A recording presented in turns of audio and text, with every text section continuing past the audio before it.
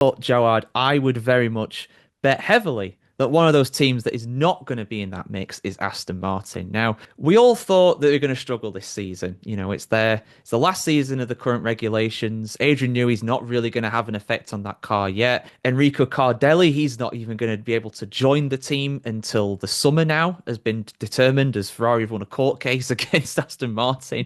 Both of their drivers were ill during the preseason testing. They did the fewest laps of preseason testing. And even when they did get out there, Lance Stroll and Fernando Alonso, they didn't look great. The car does not look great. Now, Alonso said at the end of last season that they had the ninth fastest car on the grid. They were down there with the Saubers. And honestly, even with the magic of Fernando Alonso, I think they're going to really struggle to score points this season. But what's your take on Aston Martin coming into this year? Well, I agree with you actually, and as I was doing my constructors rankings earlier in the week, it was very much a case of I feel like I've used the example of Williams before, but Alpine, even Racing Bulls, Haas, they've all leapfrogged Aston Martin, and I think for them, I'm not saying that you can just write off a season. I mean, I know Gunter Steiner did it back in the day for Haas, but I don't think a team like Aston Martin would really want to write off a season ahead of, the big rules change coming next year. But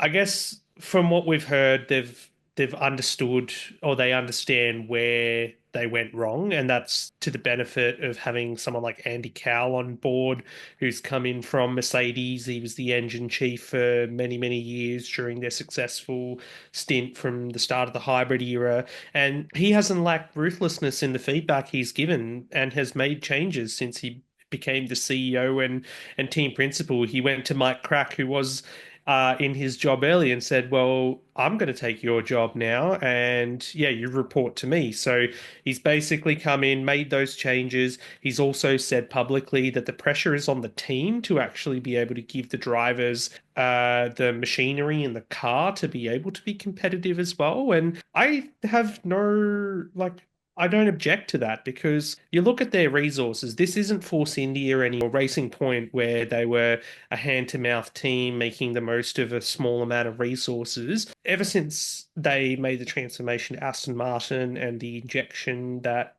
Lawrence Stroll and his capital has given the team, they are technically a big team when you look at the new factory and everything that they've got. So they've got a golden opportunity here, and while, like you said, that, Newey's not going to have an impact this year, if they don't come out of the blocks firing next year with the likes of Newey, and if they get their hands on Enrico Cardile eventually, the talk about them even courting Max Verstappen away from Red Bull to Honda power units coming on, then you really have to ask serious questions about the management of the team and whether, Lawrence Stroll is just being delusional with his idea to make them a world championship winning force. But considering that, in 2023, we came into the first few races and Martin was the second best car to Red Bull, the dominant Red Bull, the fact that they've regressed to now, what, ninth is just absolutely bewildering. So,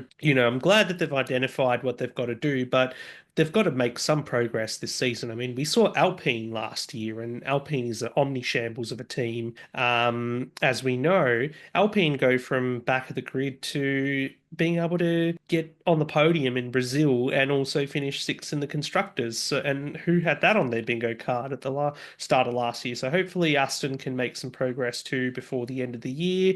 But I'm in agreement with you that they've definitely had a big fall from grace.